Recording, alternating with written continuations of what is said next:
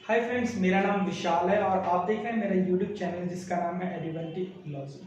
तो आज हम बात करने वाले हैं क्लास 10th का क्वाड्रेटिक इक्वेशन के बारे में। हम बात कर रहे हैं क्वाड्रेटिक इक्वेशन। यहाँ पे जो वैल्यूज है क्वाड्रेटिक इक्वेशन का वो है ax² + bx + c that is equal to 0। यानी कि हमारे पास जो a b और c जो क्या है कांस्टेंट के टर्म्स में आता है और x हमारा क्या है वो वेरिएबल होता है। मतलब a b c जो होता है कोई भी नंबर हो सकता है, जैसे 1 2 3 कोई भी नंबर होगा। और x जो होता है x का कोई भी फिक्स नहीं होता है हमारे पास नंबर, ठीक है।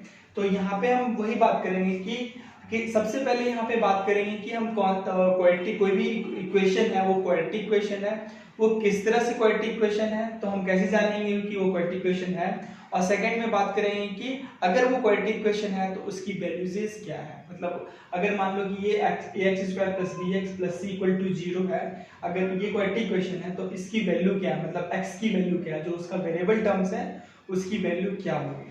तो सबसे पहले हम बात करते हैं कि क्वाड्रेटिक इक्वेशन को पहचानने के नियम क्या क्या हैं। तो इसके नॉन फैक्टर जो होंगे, फैक्टर्स जो होते हैं, सबसे पहले होना चाहिए कि जो हमारे पास वेरिएबल है वो हमारा क्या होना चाहिए, हाईएस्ट पावर 2 होना चाहिए। वेरिएबल के ऊपर कितना पावर होना चाहिए, हाईएस्ट 2। वेरिएबल का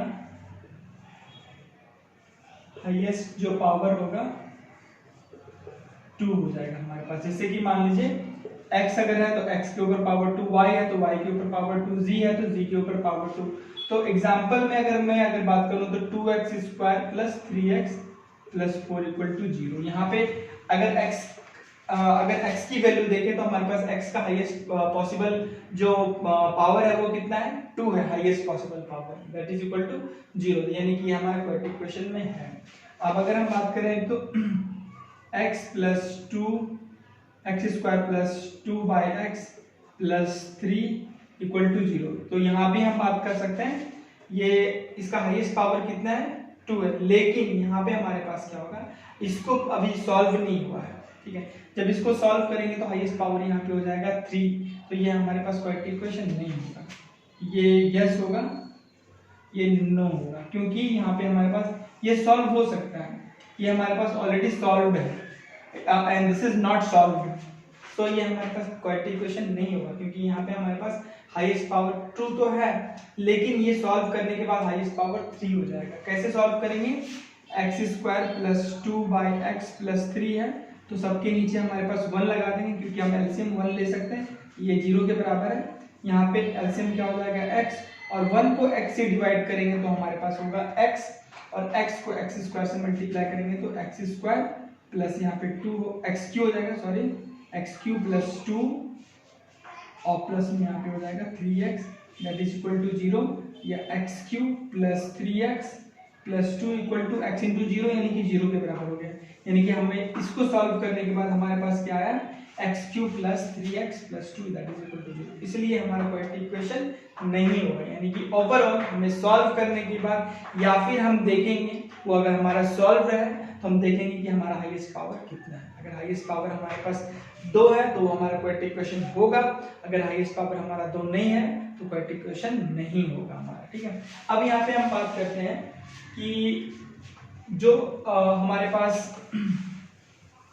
पहचान तो लिए कि ये हमारे पास क्वाड्रेटिक इक्वेशन है, लेकिन अब ये क्वाड्रेटिक इक्वेशन को सॉल्व कैसे करेंगे, इसके कुछ स्टेप्स हैं, स्टेप्स में बताऊंगा, उसको आप आसानी तरीके से सॉल्व कर सकते हैं। जो हमारे पास मेन क्वाड्रेटिक इक्वेशन होता है यही होता है हमारे पास बेस क्वाड्रेटिक इक्वेशन जिसको बोलते हैं। मतलब इस बेस पे ही हमारे पास सारा जितने भी क्वाड्रेटिक इक्वेशन है सारा वही आएगा। तो हमारे पास आएगा जैसे कि ax² + bx + c that is equal to 0। Step 1 में हम क्या करेंगे, यहाँ पे हम देख रहे हैं स्टेप 1 में क्या करेंगे, सबसे पहले देखना है हमारे पास x² का फैक्टर क्या है। x² हमारा क्या है, ये है, उसका फैक्टर क्या है, a है। हमें सबसे पहले x² का ही फैक्टर देखना है। तो मल्टीप्लाई एंड डिवाइड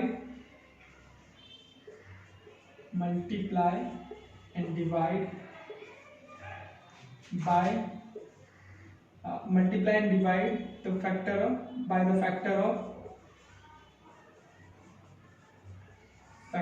x², ठीक है।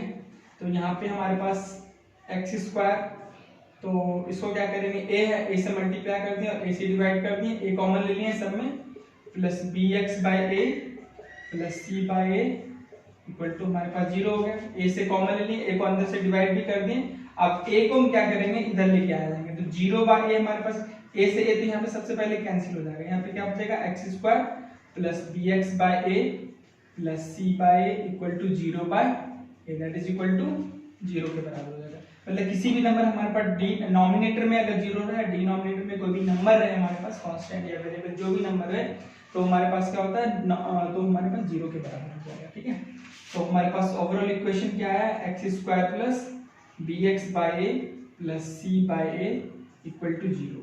ठीक है, अब यहाँ पे स्टेप 2 में चलेंगे, यहाँ पे स्टेप 2 में हम देखेंगे x का वेरिएबल क्या है, x तो खुद वेरिएबल है, x से मल्टीपल क्या है, x से मल्टीपल है हमारे पास b बाई ए। ठीक है ना, तो जो भी हमारे पास x से मल्टीपल है उसमें क्या करेंगे, 2 से मल्टीप्लाई और 2 से डिवाइड कर देंगे। मींस स्टेप 2 में लिखेंगे multiply and divide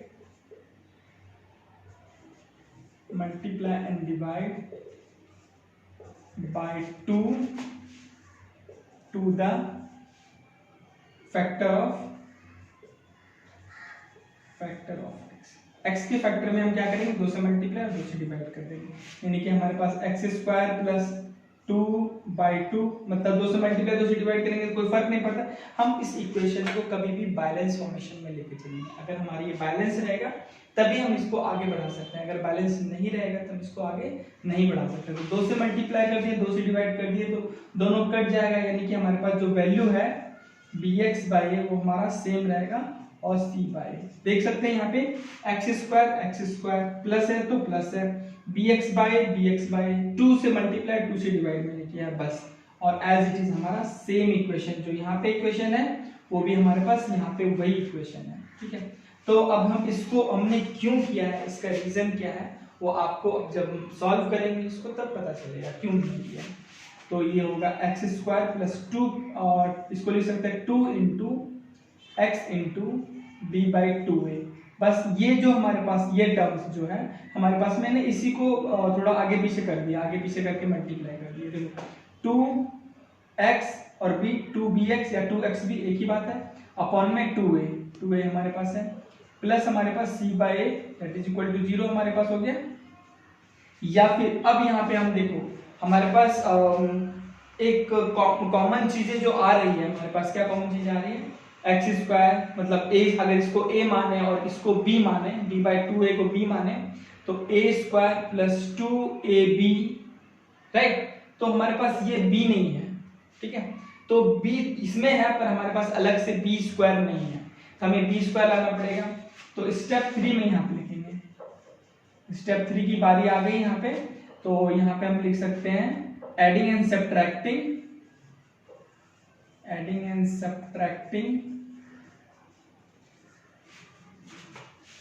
b by 2a का होल स्क्वायर।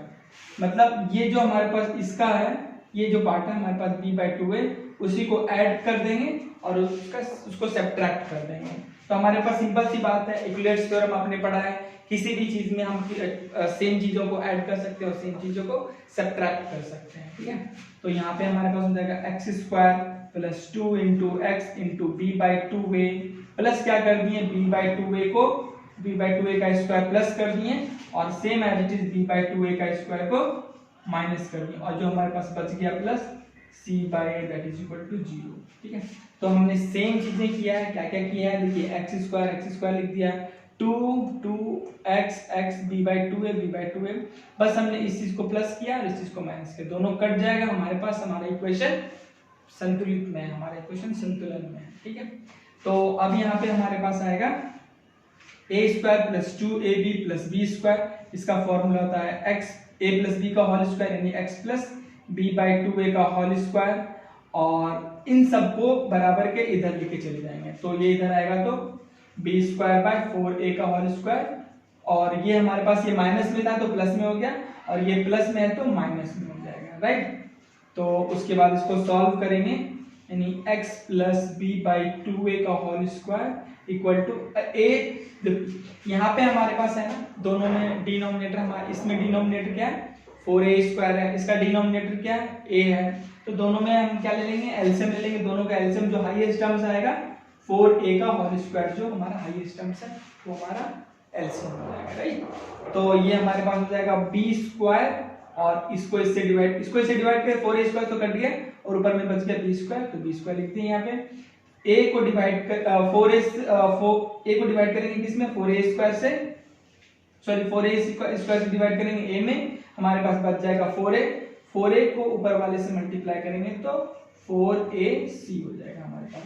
इसको पॉज करके आप इसको लिख सकते हैं, ठीक है। तो यहां तक हमारे पास इक्वेशन आ गया। तो उसके बाद हम यहाँ पे ये हमेशा याद रखना, हमें जो वैल्यूज निकालनी है, किसकी वैल्यू निकालनी है, x की इंडिविजुअल वैल्यूज निकालनी है। ये हमेशा आपके दिमाग में रहना चाहिए, मतलब हमेशा जो टर्म्स है एबीसी के टर्म्स में हमें x की वैल्यू निकालनी है, तो एबीसी को अलग करना पड़ेगा हमें किससे, x से हमेशा एबीसी को अलग करना पड़ेगा, ठीक है। तो हमारे पास आ गया x प्लस b/2a का होल स्क्वायर, इधर आ गया हमारे पास, इधर बच गया b² माइनस 4ac अपॉन में 4a का होल स्क्वायर, राइट। अब यहाँ पे क्या होता है, अगर हम इसको इधर लेके जाए तो ये रूट में हो जाएगा, x प्लस b/2a बराबर हो जाएगा root under b² minus 4ac upon में 4a का होल स्क्वायर, राइट। अब इसका रूट को हम क्या करेंगे, ब्रेक करेंगे रूट को। जब इसके रूट को ब्रेक करते हैं तो आपको पता होगा किसी भी कोई भी नंबर अगर रूट से बाहर निकलता है तो वो हमारा पॉजिटिव और नेगेटिव दोनों में होता है, राइट। तो ये हमारे पास हो जाएगा x प्लस b/2a बराबर हो जाएगा ये plus minus root under b² minus 4ac upon में 2a हो जाएगा, राइट। 4 का 2 हो जाएगा, a² का a हो जाएगा, या फिर हमारे पास अब ये जो x है इसको ब्रैकेट लगाने की कोई जरूरत नहीं है क्योंकि आप इससे कोई भी मल्टीपल्स नहीं है, कोई भी हमारे पास स्क्वायर नहीं रहा, ठीक है। तो x को क्या करेंगे इधर ही रखेंगे और b/2a को इधर लेके जाएंगे, तो x बराबर हो जाएगा, ये प्लस में है तो इधर आएगा तो माइनस b/2a और ये हो जाएगा plus minus root under b² minus 4ac और ये अपॉन में 2a, ये रूट में नहीं है, अब आप हमेशा याद रखना, अब ये रूट से बाहर निकल गया क्योंकि 4a² का ही रूट हमारे पास क्या है 2a, तो 2a हमेशा बाहर। अब यहाँ पे बहुत ही अच्छी बात है कि 2a दोनों का सेम डिनोमिनेटर आ गया, तो यहाँ पे आएगा 2a दोनों का LCM minus b plus minus root under b² minus 4ac, ठीक है। तो आपने मेरे हिसाब से आपने ये लिख लिया होगा, तो मैं इसको इरेज करता हूँ, अगर नहीं लिखा है तो आप इसको पॉज करके लिख सकते हैं, राइट। तो यहाँ पे हमारे पास x की दो वैल्यूज आ गई, यहाँ पे देखिए x की कौन सी वैल्यू है minus b plus minus root under b² minus 4ac upon में 2a, तो x की दो वैल्यू को हम यहाँ पे डिटरमाइन कर सकते हैं। x बराबर क्या होगा माइनस b और plus root under b² minus 4ac upon में 2a, और x की एक और वैल्यू होगी माइनस b और minus root under b² minus 4ac upon में 2a, ठीक है। तो आगे चल करके जब आप इसके बारे में पढ़ेंगे तो ये अल्फा और बीटा के टर्म्स में आएगा, तो फिर उसका सम भी निकालने के लिए बताया जाएगा, उसके प्रोडक्ट को भी निकालने के लिए बताया जाएगा, इन सारी चीजों को। लेकिन सबसे पहले आपको ये बेस जो है, बेस आपका बहुत ज्यादा क्लियर होना चाहिए। आपको पता होना चाहिए कि अगर मैं क्वाड्रेटिक इक्वेशन पढ़ रहा हूँ तो क्वाड्रेटिक इक्वेशन क्या है, इसकी पहचान क्या है और ये कहाँ से आया है और x की वैल्यू हम को डिटरमाइन कैसे कर सकते हैं, इन सारी चीजों को अगर आप पढ़ेंगे तो आपका बेस क्लियर हो जाएगा। जब बेस क्लियर हो जाएगा तो फिर आप इसके बारे में और अच्छी तरीके से अध्ययन कर सकते हैं, राइट। तो अगर आपको ये हमारा वीडियो अच्छा लगा है तो प्लीज इसको लाइक कीजिए, कमेंट्स कीजिए कैसा लगा हमारा वीडियो, और अपने दोस्तों के साथ शेयर कीजिए। अभी लॉकडाउन में सारे बच्चों को जरूरत होगा इन सब चीजों का, तो उनके साथ शेयर कीजिए। और हमारे चैनल पे अगर आप नए हैं तो प्लीज इसको सब्सक्राइब कर दीजिए। Thank you so much.